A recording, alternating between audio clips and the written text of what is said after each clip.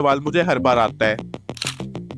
तो आज इस वीडियो में मैं आपको यही बताने वाला हूँ कि वो कौन से सीक्रेट्स हैं जिनकी वजह से मेरा चैनल इतनी जल्दी ग्रो कर पाया। और इस वीडियो में मैं बाकी यूट्यूबर्स की तरह थंबनेल या एडिटिंग जैसे पॉइंट्स कवर नहीं करूंगा, बल्कि वो माइनर पॉइंट्स डिस्कस करूंगा जो बड़े यूट्यूबर्स तो ध्यान देते हैं लेकिन आपको नहीं बताते, जिसकी वजह से वो तो ग्रो हो जाते हैं और आप कंफ्यूज रह जाते हैं कि मैं ऐसा क्या गलत कर रहा हूँ। तो सबसे पहला पॉइंट है नॉलेज। हर यूट्यूबर जो अभी ग्रो हो रहा है या हो चुका है वो जानता है कि वो यूट्यूब पे क्या कर रहा है। उसे पता है कि यूट्यूब कोई लक का गेम नहीं है जैसा कि 90% ऑडियंस सोचती है, बल्कि एल्गोरिदम और ऑडियंस के बीच का एक बैलेंस है जिसको मेंटेन करके रखने से आपका चैनल अपने आप ग्रो होता है। आपको क्या लगता है मनोज डे, एल्ग्रो, डिकोडिंग वाईटी या फिर मैं अपने लक की वजह से इतने सक्सेसफुल हो रहे हैं? तो आप गलत है। मेरे चैनल के ग्रोथ के पीछे का रीजन एल्गोरिदम को समझना है, यूट्यूब को समझना है कि यूट्यूब क्या है, क्यों है और इसे हमसे क्या चाहिए। अगर आपके पास इन 3 क्वेश्चंस का आंसर है तो आप ऑलरेडी 90% चैनल से ज्यादा सक्सेसफुल हैं। लेकिन ये नॉलेज आएगा कैसे? एक्सपीरियंस से। ये मेरा पहला चैनल नहीं है, इससे पहले भी मैं 4 चैनल्स पे काम कर चुका हूँ,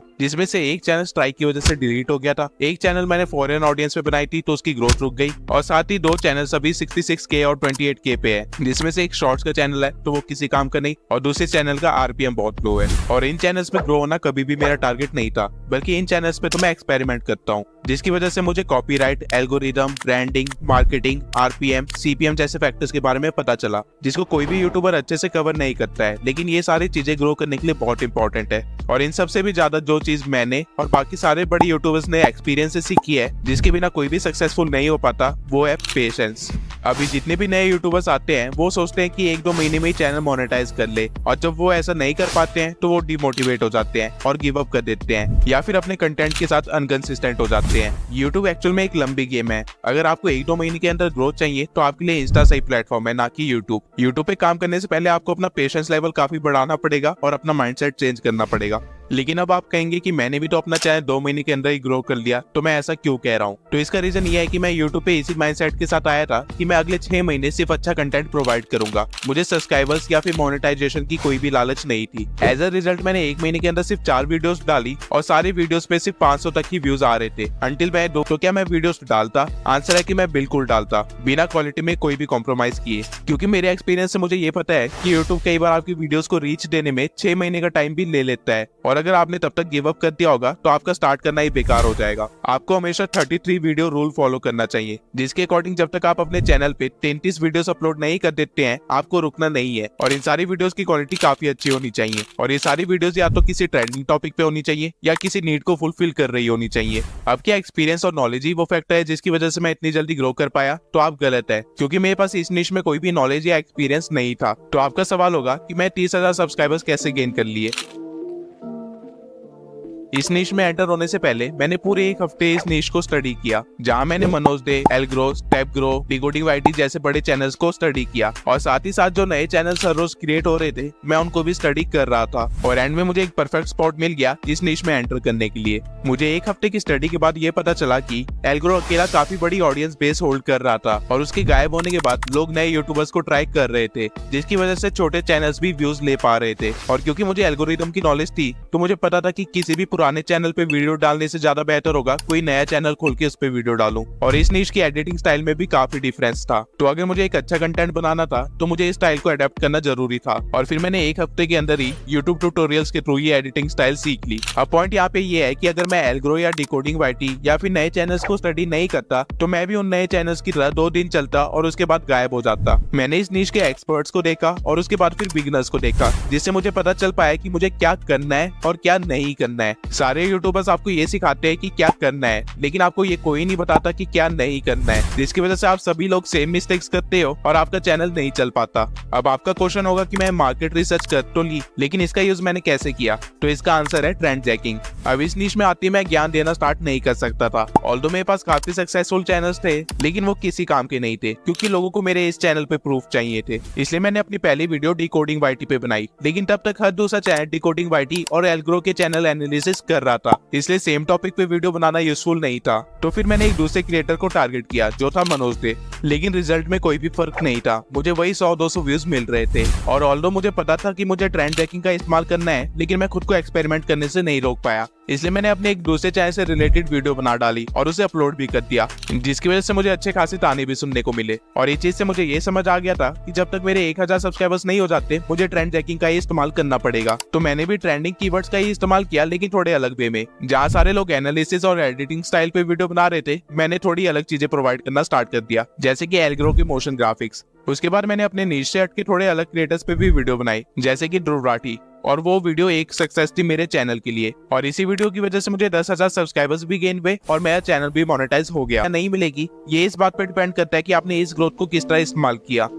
अब मेरा चैनल ध्रुव राठी के कीवर्ड पे रैंक कर रहा था, इसलिए मेरे लिए ध्रुव राठी से रिलेटेड वीडियोस बनाना इंपॉर्टेंट हो गया था। और ये चीज मेरे लिए काफी फायदेमंद भी रही और उससे ज्यादा नुकसानदायक भी। और ये कैसे हुआ ये मैं अभी बताता हूँ।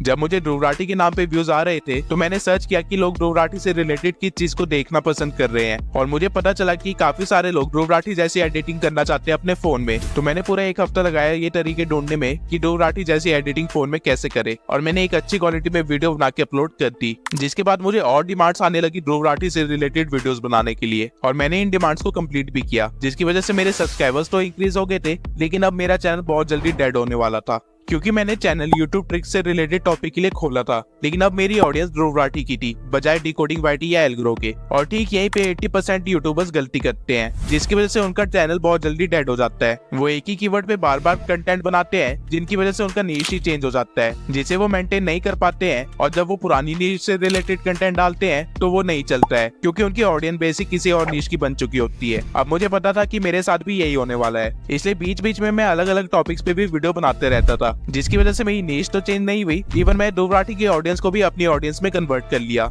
लेकिन अब आप कहेंगे कि ऐसे तो कई सारे चैनल्स हैं जो अपने ट्रेंडिंग कीवर्ड्स पे ही कंटेंट बनाते हैं, लेकिन उनके तो वो वीडियोस भी नहीं चलते हैं। तो मैंने ऐसा क्या किया कि मेरी ध्रुव राठी से रिलेटेड हर वीडियो पे लाख से भी ज्यादा व्यूज है, और मैंने उनको अपनी ऑडियंस में किस तरह कन्वर्ट कर लिया।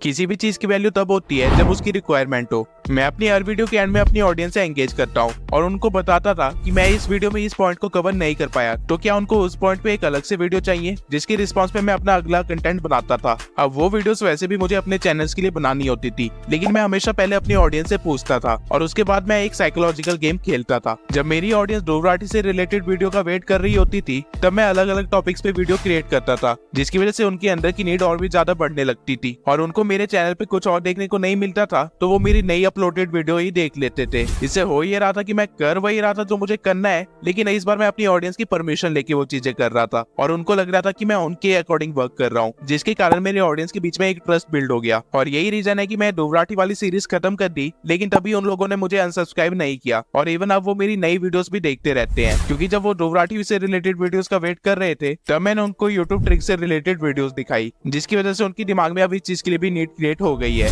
और वो लोग अब मेरे लॉयल सब्सक्राइबर्स बन गए हैं। अब इस तरह की नीड मैं अपने हर वीडियो के एंड में क्रिएट करता हूँ, जिसकी वजह से मेरी एंगेजमेंट अपने ऑडियंस के साथ बनी रहती है, और इससे मेरा एल्गोरिदम भी सेटिस्फाई रहता है। और जैसा कि मैं स्टार्टिंग में आपको कहा था, ग्रोथ के लिए बस आपको ऑडियंस और एल्गोरिदम को बैलेंस करके रखना है।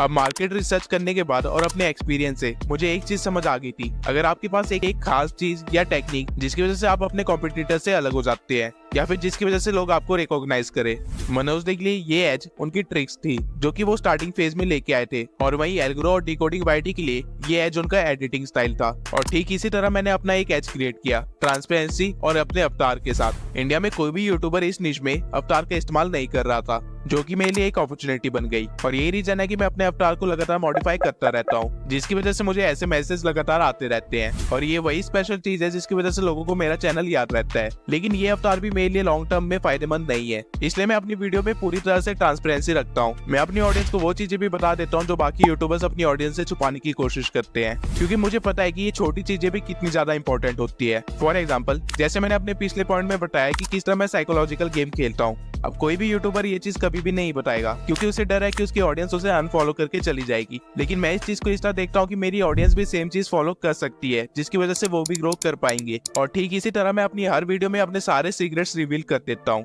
और ये चीज मैं स्टार्टिंग से कर रहा हूँ।